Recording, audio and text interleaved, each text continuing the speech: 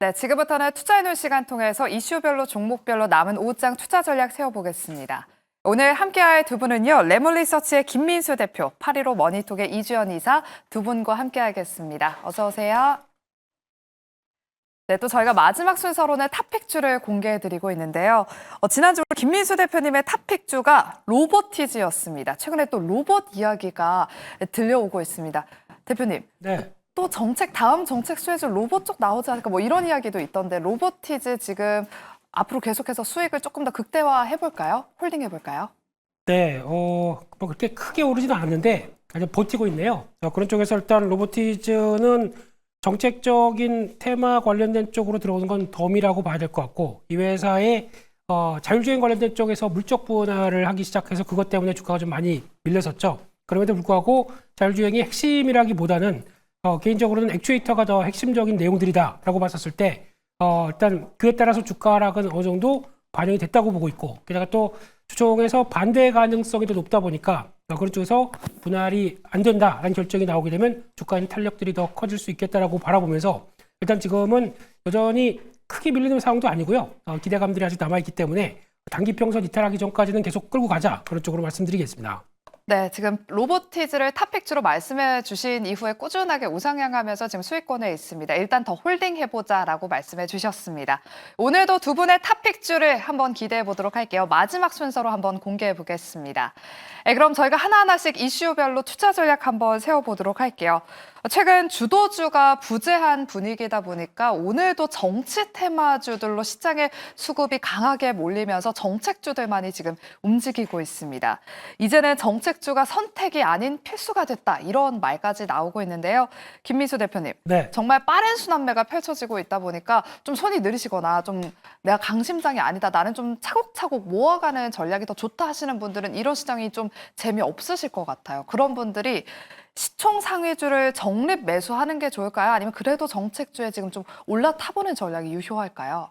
네, 일단 둘 다 가능하긴 한데 전략의 차이가 가장 크다고 봐야 되겠죠. 단기적으로 보느냐 중기적으로 보느냐라는 차이도 있겠지만 특히 이제 먼저 시총 상위주를 적립식으로 매수한다.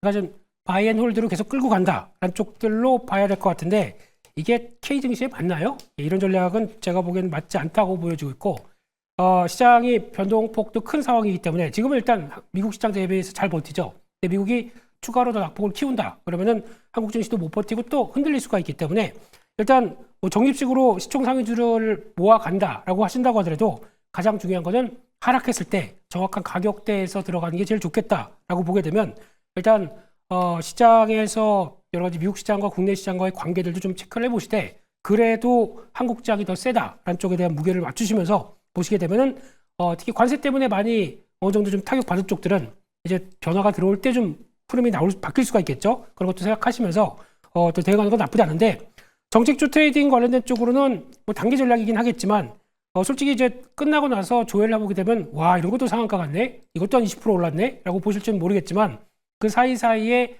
주가의 변동폭이 무지 큽니다. 그런 상황 쪽에서 그냥 막상 매매가 아니라 보는 것만으로는 돈을 많이 버는 것 같지만 실제로 매매하게 되면 그런 결과가 안 나올 수도 있기 때문에 대응이 안 된다, 아니면 또 빠르게 대응이 안 된다. 특히 아마 이런 거는 대부분 저희가 많이 물려야 끝날 수가 있습니다. 그렇기 때문에 가장 중요한 거는 매매는 하시되 물리지 말자라는 관점 쪽으로 보셔야지, 아니다 싶으면 바로 나오는 게 더 중요할 것 같습니다. 그렇기 때문에 그냥 정책주 트레이딩은 시장에서 보이는 거 그냥 그대로 이용하되 어떤 손해를 보지 말자라는 관점 쪽으로 말씀드리겠습니다.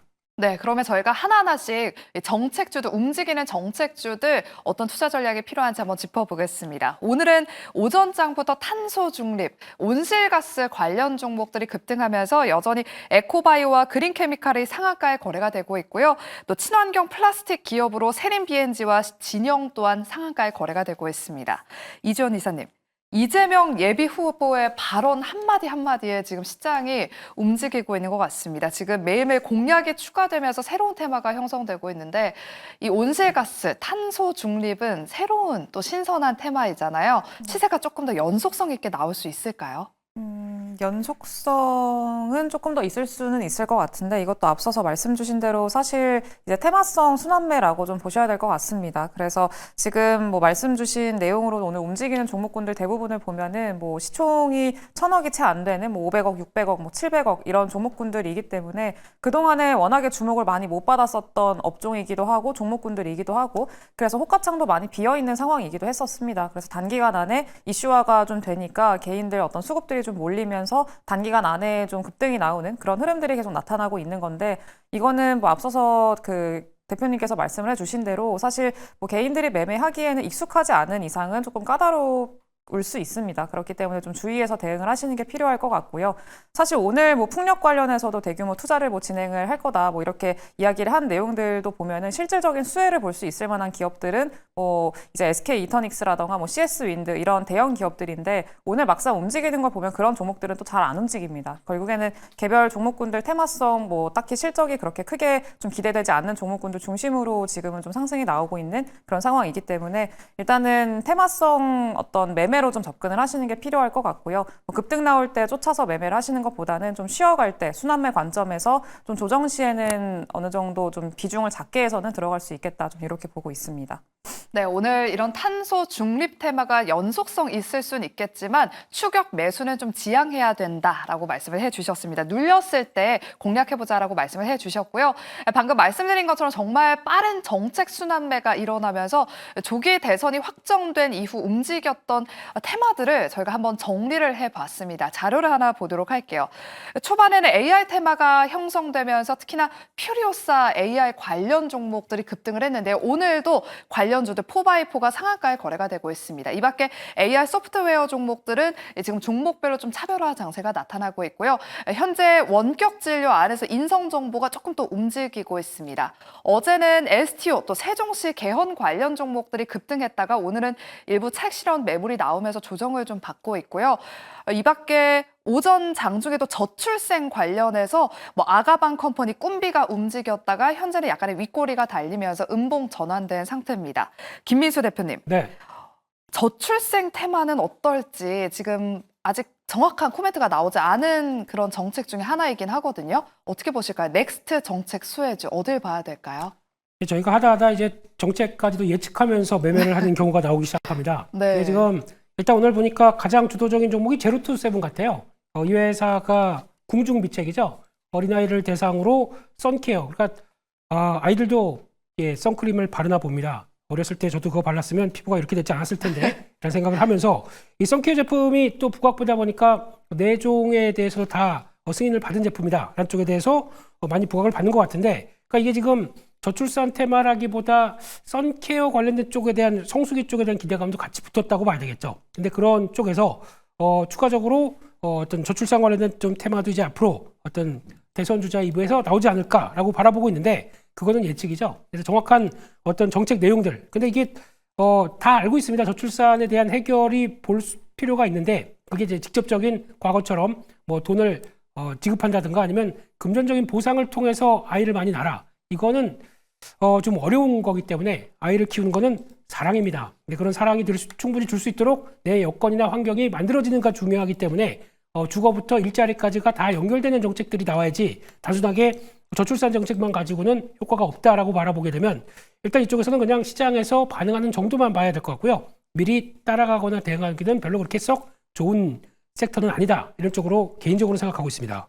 네, 현재 저출생 관련주 내에서는 제로투세븐만이 지금 급등세를 유지하고 있습니다. 특징주로 꼽아주셨고요.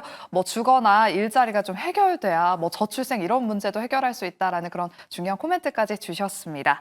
네, 다음으로는 저희가 조방변 안에서 방산주 이야기부터 나눠보도록 할게요.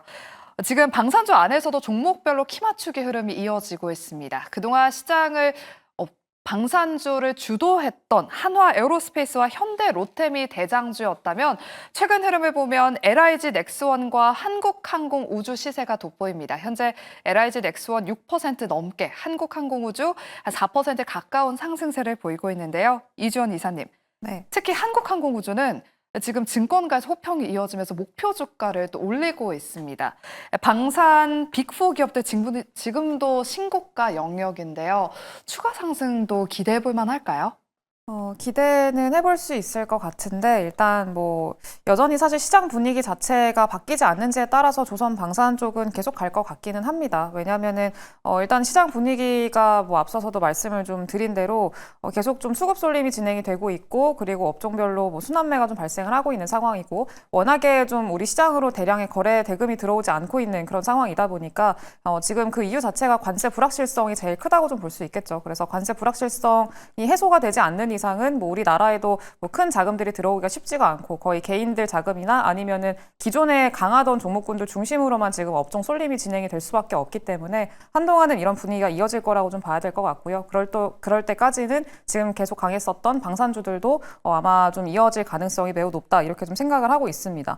오늘 한국항공우주라던가 LIG넥스원 이런 종목군들 같은 경우에도 여전히 좀 긍정적인 흐름들 유지를 하고 있는데 뭐 현대로템이라던가 뭐 하나에어로스페이스 이런 종목군들 같은 경우는 여전히 신고가 부근을 좀 유지를 하고 있기 때문에 상대적으로는 상단이 좀 제한돼 있는 상황이고요. 그리고 상대적으로 좀 잘 못 올랐던 한국항공우주라던가 LIG넥스원 이런 종목군들이 오늘은 조금 더 크게 반영을 하고 있는 그런 상황입니다. 그래서 일단 내용은 뭐 그렇게 크게 달라진 건 없습니다. 한국항공우주가 오늘 리포트가 나왔다라고는 하는데 여전히 일단은 올해 뭐 하반기에 대한 기대감 여전히 있는 상황이고 본격화되는 거는 내년부터 이제 실적으로 좀 기대를 할 수 있는 시기가 내년이기 때문에 그 여전히 좀 이어지고 있다 이렇게 보시면 될 것 같습니다. 그래서 한국항공우주 같은 경우에는 이제 내년을 조금 보면서 조정 시에는 좀 매수 관점으로 볼 수는 있을 것 같고요. 그리고 LIG넥스원 같은 경우에도 마찬가지로 이제 계속 긍정적인 흐름들 좀 기대를 해볼 수 있을 것 같습니다. 특히나 5월 이제 14일에 그 MSCI 지수 편입 기대감이 또 같이 LIG넥스원한테는 좀 있기 때문에 관련된 기대감도 그 전까지는 계속 유입이 될 걸로 보고 있고요. 다만 이제 신규 매수를 할 거냐에 대해서는 좀 상방에 대한 조금 부담감이 있긴 합니다. 그래서 지금은 좀 조정 시를 기다리시는 게 좋지 않을까라고 좀 생각을 하고 있어서 지금 좀 보유자들의 영역이지 않나 이렇게 좀 보고 있습니다. 네, 지금은 방산주들 보유자의 영역이다라고 말씀을 해주셨습니다. 물론 상방이 조금 더 열려 있을 수는 있겠지만 지금 따라 들어가기에는 가격적으로 조금 부담스럽다라고 코멘트 주셨으니까요. 참고하셔서 대응해 보시길 바랍니다. 네, 그리고 오늘 오후 2시에 ST 현대일렉트릭의 실적 발표가 기다리고 있습니다. AI 고점론이 팽배한 이런 상황에서 ST 현대일렉트릭의 실적이 지금 변압기 투심의 또 바로미터가 될 것으로 보이는데요.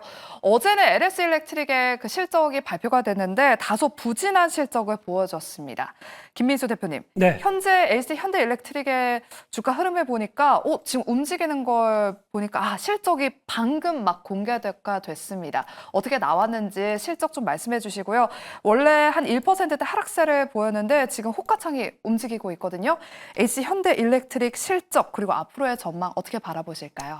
네, 실적이 방금 나왔는데 2,100억대 영업이익 나온 것 같고 전기 대비해서는 31%, 전년 동기 대비해서 69% 나온 거 보다 보니까 나쁘지는 않은 것 같은데요. 근데 지금 기존에 바라봤던 시장 컨센서스보다는 지금 분기 실적보다 더 잘 나왔습니다. 1,900억 정도로 보았는데 훨씬 더 잘 나오다 보니까 주가는 어느 정도 좀 긍정적이라고 볼 수 있는데 지금 시장은 시작부터 외국인들이 매도가 좀 나왔기 때문에 이쪽에 대해서 좀 강하게 변화가 나올지는 아직은 좀 모르겠습니다. 그렇기 때문에 실적 잘 나온 부분들이 일단 어느 정도 지금 중요한 지지권들, 특히 현대일렉트릭 지금 같은 자리 쪽에서 32만 5천 원이 되게 중요한 가격이거든요. 중기적으로 지지를 해야 되는 자리이기 때문에 여기 버티고 돌아설 수 있는지를 보시는 게 가장 중요하지 않을까 생각되고 있고요.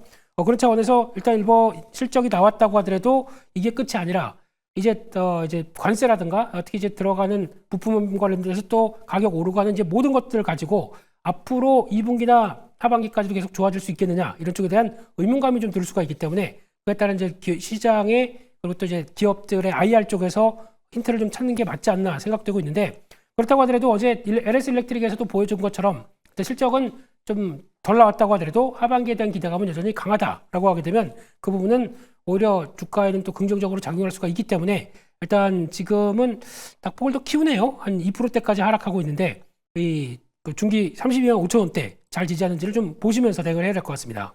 네, 방금 막 ST 현대일렉트릭의 실적이 발표가 됐습니다.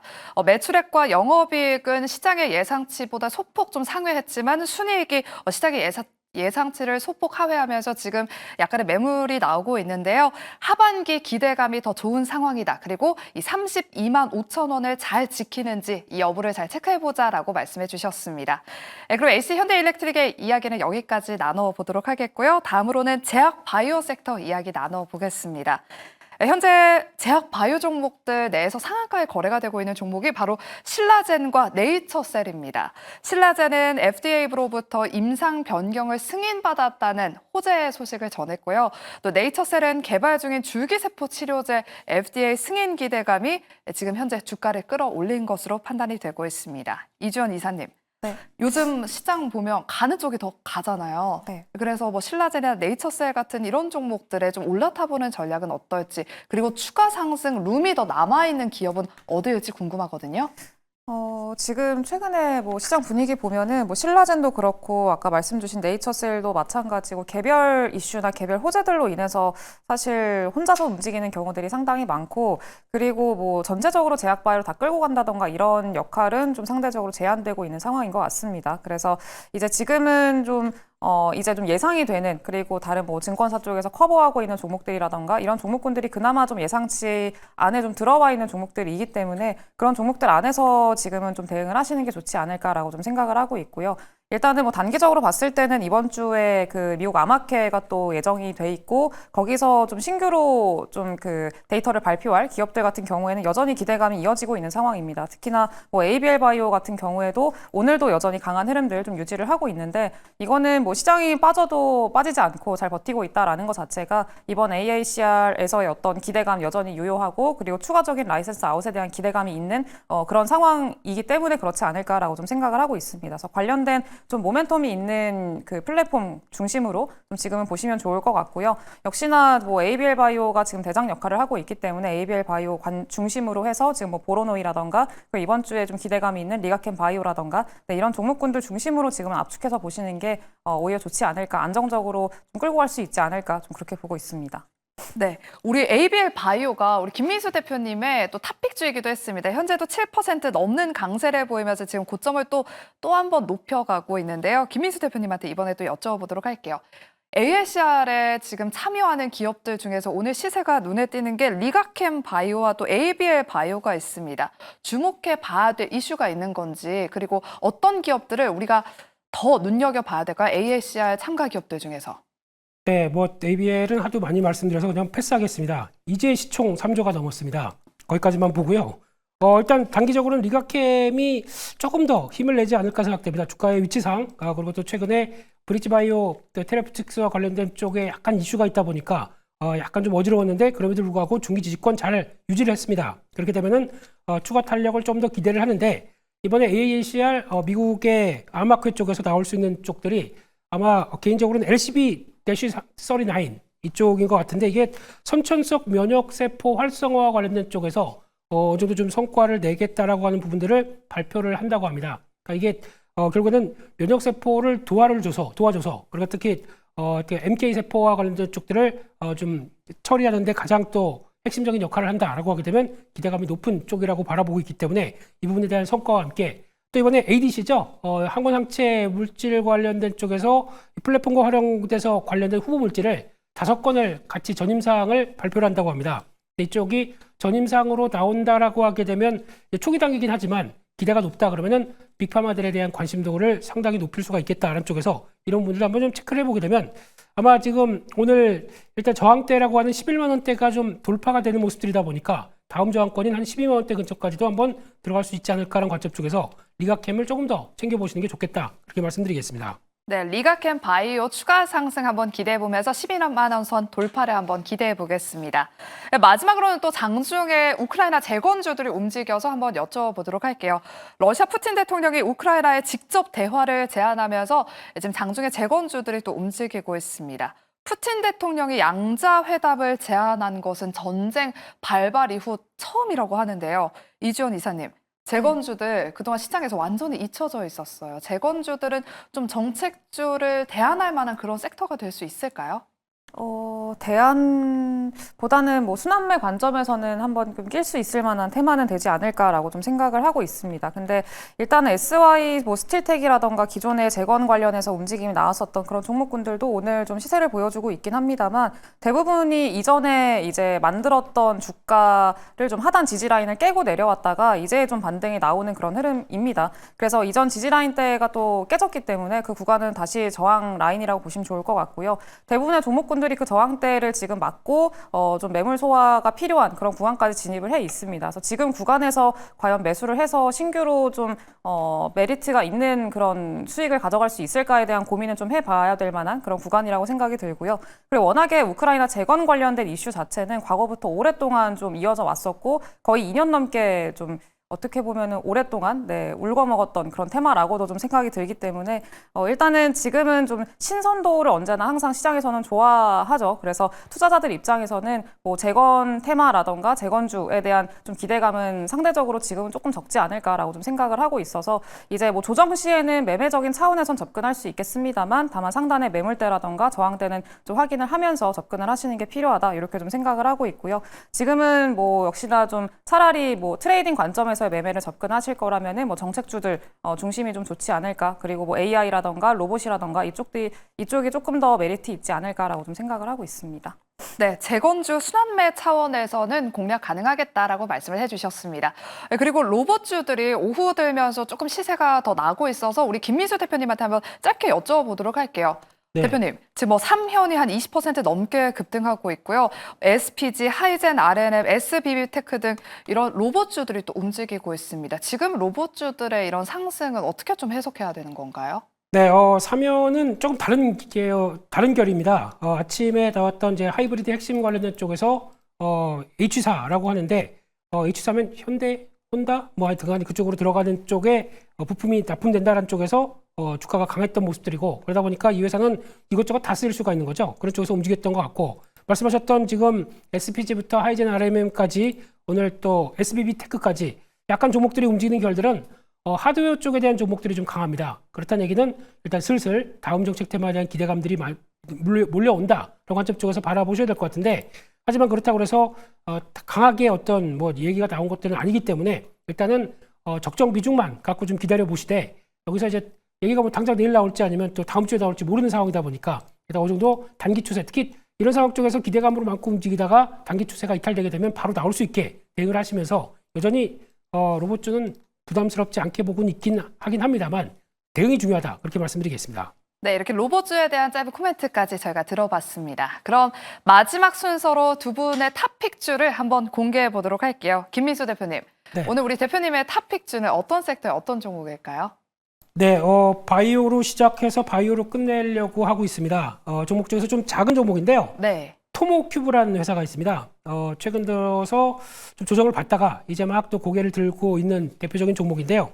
이 회사의 강점은 회사 이름은 그대로 썼습니다. 홀로토모그래피라고 하는데 세포가 이제 분할되거나 아니면 합치거나 하는 모든 과정들을 실시간으로 그리고 또 직접 볼 수 있는 이미징 장비를 갖고 있는 회사인데 시장에서는 아마 이런 부분들이 저희가 알고 있는 파크 시스템스와 같이 원자원미경과 같이 좀 더 확장되는 쪽으로 나가지 않을까. 근데 그 자세히 보게 되면 이제 세포뿐만 아니라 안에 어떤 원소까지도 체크하기 시작한다. 그러면은 반도체까지도 확장될 수 있는 국면들이 있습니다. 그러다 보니까 반도체나 아니면 또 이번에 바이오 쪽으로 계속 확대되는 모습들로 나가기 시작한다. 그러면 수주에 대한 기대감이 높아질 수가 있기 때문에 이에 따라서 기대가 높다고 봐야 될 것 같고 게다가 또 FDA에서 동물 실험 단계적 폐지에 따라서 그를 대체할 수 있는 쪽들이 이 동물 실험과 관련된 쪽을 대체를 한다라는 쪽에 대한 장비들이 오히려 더 긍정적으로 나올 수가 있다라고 하게 되면 그 부분을 체크를 할 수가 있겠다라는 쪽에서 최근에 좀 몰랐습니다. 마찬가지로 몰랐는데 어떤 수주나 변화가 나올 때마다 주가는 레벨업이 될 수가 있기 때문에 지금 부분은 똑같이 단기 평선 안쪽에서 잘 지지가 돼야 된다라고 보시면서 그런 데를 맞춰가 보셨으면 좋겠고요. 일단 목표가는 지난 고점대 보니 23,000원대, 손절가는 17,000원대로 말씀드리겠습니다. 네, 오늘 김민수 대표님의 탑픽주는 토모큐브입니다. 세계 최초로 개발한 2세대 홀로 바이오토모그래피 기술이 이 신약 개발에 꼭 필요한 기술이라고 하니까요. 토모큐브 눈여겨보시기 바랍니다. 이어서 우리 이주연 이사님의 탑픽주도 바로 공개해 볼게요. 어떤 종목 오늘 준비해 오셨을까요? 엔터 관련된 종목을 가지고 왔고요. 디어유를 말씀을 드리려고 합니다. 일단 디어유 같은 경우에는 최근에 관세에서 좀 그나마 자유롭다라고 평가를 받는 엔터주 중에서도 지금은 조금 소외되어 있는 그런 상황이긴 합니다만 최근에 주가 흐름이라던가 그리고 수급 자체도 굉장히 좀 탄탄하게 잘 들어오고 있는 그런 상황이고요. 최근에 디어유를 좀 지지를 시켜주고 좀 상승을 견인했던 그런 주체가 외국인이랑 기관이었다라는 점들이 일단은 좀 특징적이라고 보시면 좋을 것 같습니다. 그래서 디어유 같은 경우에는 이제 2분기부터 본격적으로 실적에 대한 기대감이 유입이 되는 시기이기도 하고요. 중국의 최대 플랫폼이라고 음악 최대 플랫폼이라고 볼 수 있는 게 QQ 뮤직이라고 있는데 거기에 본격적으로 좀 진입을 해가지고 중국에 대한 어떤 모멘텀까지 실질적으로 기대할 수 있을 만한 기업 중에 하나입니다. 그래서 추가적으로 만약에 한한령 해제에 대한 기대감까지 더 들어오게 된다라고 하면은 실적 플러스 모멘텀까지 같이 좀 가져갈 수 있기 때문에 지금 좀 관심 있게 보시면 좋을 것 같고요. 그리고 디어유는 지금 구간에서 접근 가능한 구간이고 일단은 5만 원 정도 목표가 잡아드리도록 할 거고요. 그리고 손절가는 38,000원 잡아드리도록 하겠습니다. 네, 오늘 이주연 이사님의 탑픽주는 엔터 내에서 디어유를 말씀해 주셨습니다. 네, 지금 중국 진출이 임박한 기업이고요. 지난 전고점이 53,300원이었는데 목표가를 전고점 부근으로 잡아주셨습니다. 오늘의 탑픽주 토모큐브와 디어유 남은 오후장 눈여겨보시기 바랍니다. 이렇게 저희가 준비한 순서는 여기까지고요. 저희는 내일 오후 12시 이 시간에 더 알찬 인사이트 가지고 돌아오도록 할게요. 오늘도 함께해 주신 여러분 고맙습니다.